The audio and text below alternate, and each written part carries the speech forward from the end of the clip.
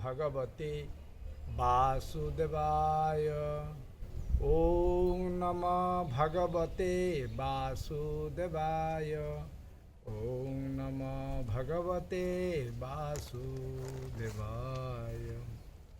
हरे कृष्ण श्रोता मंडली, आपण मानंकु इस्कन मायापुर चंद्रोदय मंदिर तरफरु मु आपण मानंकु विशेष विशेष शुभेच्छा अभिनंदन ज्ञापन करुअछि। आपण माने अत्यंत भाग्यवान ए भगवानंकर दिव्य कथा को श्रवण करिबा पाई आपण माने आग्रह प्रकाश करिसंती। सेहित पाई मु आपण मानंकु विशेष विशेष धन्यवाद ज्ञापन करुअछि। तो काली आमे माने चैतन्य महाप्रभुंकर जे दिव्य आविर्भाव संबंध रे चैतन्य महाप्रभु जे स्वयं भगवान से संबंध रे आमे आलोचना करूथुलु। शास्त्र रे किछि कथा आमे आलोचना करूथुलु। आज पुणी शास्त्र रु आमे उद्धृति देई आपण मानकु जाणैबा। तो सर्वप्रथमे आमे पद्म पुराण रु गोटे श्लोक आमे आलोचना करिबा। सेठी वर्णना कराहाइछि कलौ प्रथम संध्यायां गौरांगयं महितले भागीरथी तटरम्ये भविष्यामि सचिव। कलिजुगर जे प्रथम संध्यारे सेठी भविष्यवाणी करिसंती स्वयं भगवान नारद मुनि को कहितले जे कलिजुगर प्रारंभरे मु भागीरथी अर्थात गंगा एई सुरधन्यी गंगा से गंगार पाददेशरे मु आविर्भूत हेबी एवं मोर पितामातांकर नाम रहिबो।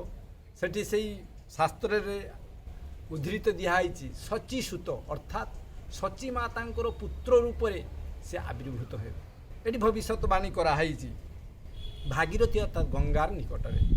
एवं सेठी वर्णना कराहाइछि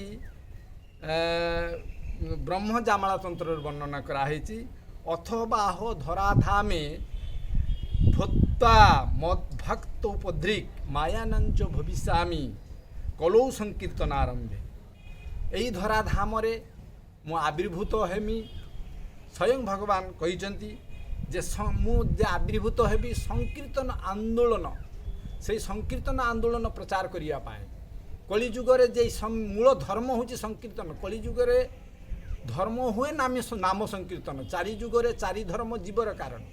चारि जुगरे चारि रकम धर्म थिला। सत्य जुगरे ध्यान पद्धति थिला एवं त्रेतया जुगरे यज्ञ पद्धति थिला एवं आपणकर द्वापर जुगरे अर्चन पद्धति थिला। किंतु कलि जुगरे होउची नाम संकीर्तन। काहे कि ना कलि जुगर मनुष्यर आयु हब स्वल्प कलह प्रिय मंदगति भाग्यहीन। एटी श्रीमद् भागवत पुराण महापुराण रे वर्णना कराहाइछि। प्रथम स्कंद रे मुनि ऋषि माने जेतेबेले नैमिषारण्य रे 60,000 88,000 ऋषि माने यज्ञ करुथिले। 1000 वर्ष व्यापी से माने यज्ञ करुथिले। ई पृथ्वीर मनुष्य माने कि भाबे से माने सुख शांति रे रहि पारिबे। से माने तांकर दिव्य दृष्टि थिला। से माने भविष्यत कथा जानि पारुथिले। सेहिति पई से माने 1000 वर्ष व्यापी यज्ञ अनुष्ठान करुथिले। सेई यज्ञ रे सुत गोस्वामी को प्रश्न करिथिले जे प्रायण अपआयुष सभ्य कलास्मिनी जुगे जना मंद सुमंद मतय मंद भाग्य प्रदिता। कलि जुगर मनुष्यर आयु कम हब अल्प मंदगति भाग्यहीन एवं समस्त रोग द्वारा से माने आदृत हेबे। तेन कलि जुगर मनुष्य मानकर उपाय कौन। तो सेहि भागवतम रे एका 12 स्कंध रे तार भविष्यवाणी कराहाइछि जे एई कलि जुगर नाम संकीर्तन। एई नाम संकीर्तन प्रचार करिया पाई स्वयं चैतन्य महाप्रभु अवतीर्ण होइथिले। सेही कृष्ण ब्रजेन्द्र नंदन जेई सचीसुत होइले सेही बलराम होइल निताय। सेही कृष्ण एई कलि जुगरे आविर्भूत हेबे। सेठी पुणी वायु पुराण वर्णन कराहाइछि कलौ संकीर्तन आरंभे भविष्यामि सचीसुत तत्र द्विज कुल शुद्ध सत्य द्विजालय। अर्थात ब्राह्मण परिवार रे से आविर्भूत हेबे। केतेबेले ना कलि घोर तमसाच्छन्न। कलि घोर तमसाच्छन्न सर्वनाचार वर्जितम सची गर्भे च संभूतम तारयिष्यामि नारद। नारद को कहिचंती जे घोर कलि जेतेबेले ମାନେ ପ୍ରକାଶ ପାଇବ ଏଇ କଳିଯୁଗର ବଦ୍ଧଜୀବକୁ ଭଗବାନ କୃଷ୍ଣ ସେ এই বদ্ধজীবକୁ ଉଦ୍ଧାର କରିବା ପାଇଁ କରୁଣାର ଅବତାର ରୂପରେ ଚୈତନ୍ୟ ମହାପ୍ରଭୁ ରୂପରେ ସେ ଏଇ କଳିଯୁଗରେ ଆବିର୍ଭୂତ ହେବେ। ସେଠି ଭବିଷ୍ୟତବାଣୀ ନାରଦଙ୍କୁ କହିଥିଲେ। ଏଠି ଆମେ ଜାଣିପାରୁଛୁ ଅହଂ ପୂର୍ଣ୍ଣ ଭବିଷ୍ୟାମି ଯୁଗସନ୍ଧୁ ବିଶେଷତଃ ମାୟାପୁରେ ନବଦ୍ୱୀପେ ବାରମେକಂ ସଚିଷୁତ। ଅର୍ଥାৎ ମାୟାପୁରେ এই তার নাম উল্লেখ করা হয়েছে কেইটি আবির্ভূত হবে নবদ্বীপ ধামরে মায়াপুর নামক স্থাନରେ ସେ ଆବିର୍ଭୂତ ହେବେ। ସେଠି ସ୍ୱୟଂ ଭଗବାନ କହିଛନ୍ତି। ତେଣୁ ସେଇ କୃଷ୍ଣ ସବୁ ସମୟରେ ଆସନ୍ତିନି। କୃଷ୍ଣ କେତେବେଳେ ଆସନ୍ତି? ପ୍ରତ୍ୟେକଟା ଯୁଗରେ ଭଗବାନ କୃଷ୍ଣ ଆବିର୍ଭୂତ ହୁଅନ୍ତି, କିନ୍ତୁ କୃଷ୍ଣଙ୍କର ଅଂଶ ଆସନ୍ତି। ଭଗବାନଙ୍କର ଅଂଶ ଭଗବାନ ସ୍ୱୟଂ ଆସନ୍ତି।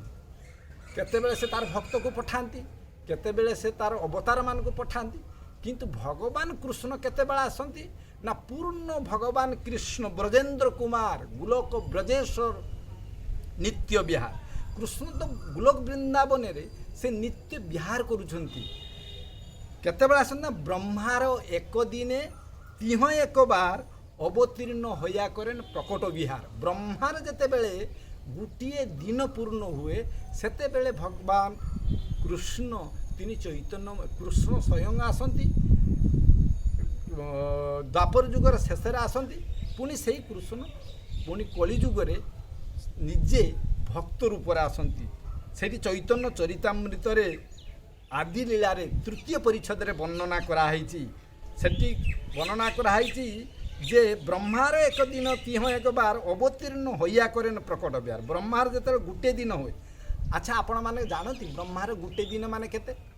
ବ୍ରହ୍ମାର ଗୋଟେ ଦିନ ମାନେ ଜାଣନ୍ତି କି ଏଇ ଯେ ସତ୍ୟ ତ୍ରେତୟା ଦ୍ୱାପର କଳି ଚାରିଟା ଯୁଗ ଅଛି। ସତ୍ୟ ତ୍ରେତୟା ଦ୍ୱାପର କଳି ଏଇ ଚାରି ଯୁଗ, ଏଇ ଚାରି ଯୁଗର ସମଷ୍ଟି ହେଲେ ଗୋଟେ ଦିବ୍ୟ ଯୁଗ। ଚାରି ଯୁଗର ଆୟୁଷ କାଳକୁ ଯଦି ସମଷ୍ଟି କରାହୁଏ ସେଟା ଗୋଟେ ଦିବ୍ୟ ଯୁଗ ହୁଏ।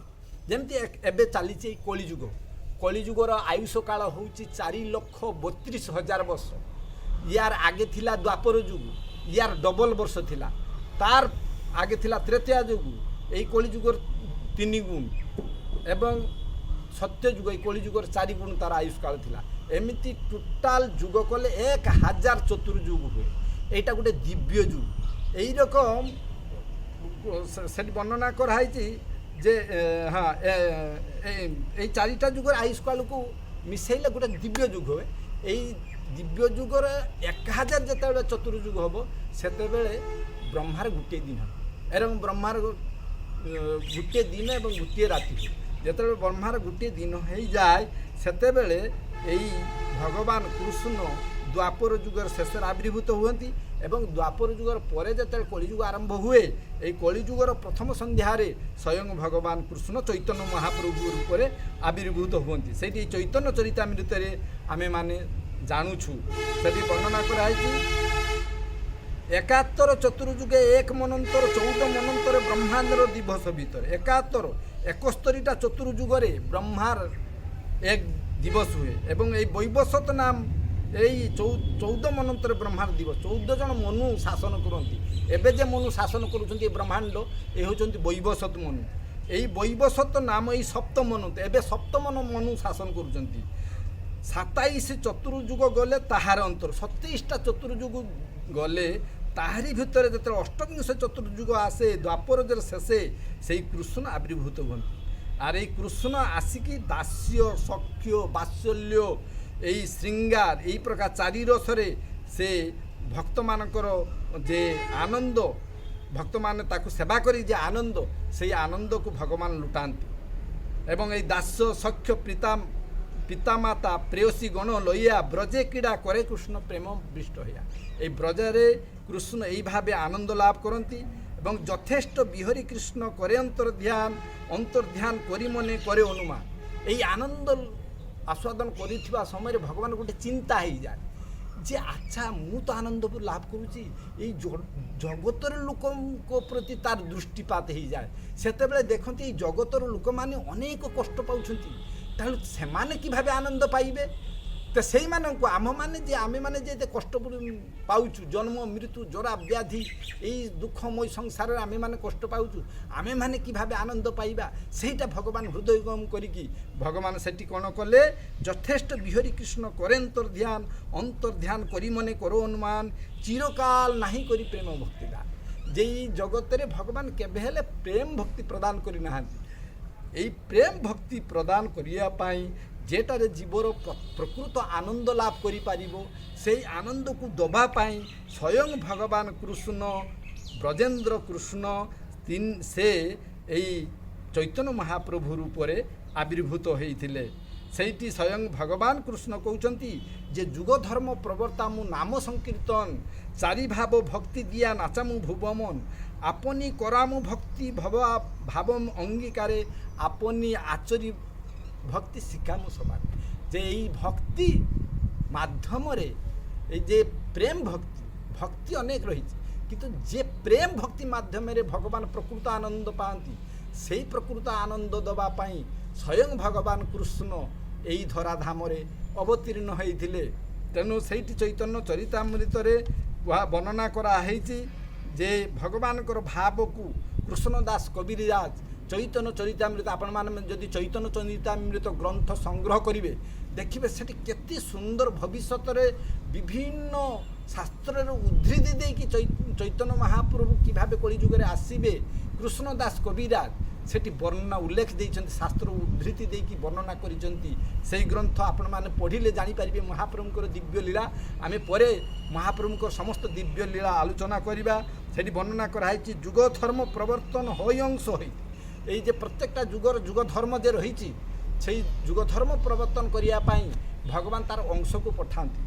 किंतु आमा बिना अन्य नारे ब्रज प्रेम दिते किंतु ब्रजेर प्रेम दबा पाई सेही कृष्ण यही चैतन्य महाप्रभु रूपरे आविर्भूत होते से महाप्रभुंकर दिव्य प्रेमर जदि आम एक गोटे माने टिके चूलकणिया भाया अंश आम जदि लाभ करूँ ताहले आमे माने यही भवसागर पारी ही भगवान राज्य को जेईटी गले आमे माने प्रकृत आनंद पाइबा से पथरे जदि आमे अंशग्रहण करूँ ताहले आमे आनंदरे डूबी रहिबा।